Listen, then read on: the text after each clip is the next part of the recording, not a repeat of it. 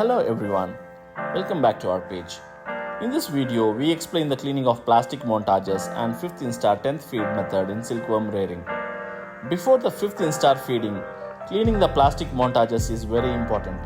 Take 200 liters of water in a drum and mix 10 kilograms of industrial bleaching powder.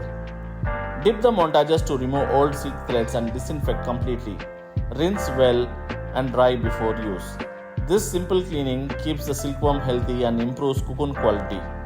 During the 5th instar stage, silkworm consumes about 80% of their total feed.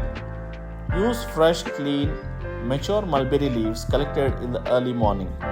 After harvest, keep the leaves in shade for 30 minutes to remove surface heat before feeding.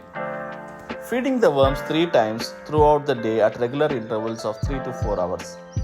Spread the leaves evenly across the bed to ensure uniform feeding.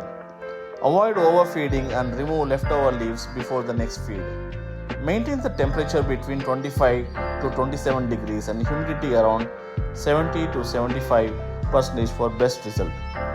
Keep the rearing bed dry and clean. Ensure proper air circulation to prevent disease. By the end of 5th instar, the worms become yellowish and restless and stop eating. This is the stage when they are ready to mount on the montages for cocoon spinning. Proper care during 5th instar ensures healthy worms, uniform cocoon, and higher silk yield. Follow this 10th feed schedule to get the best production in your sericulture farm.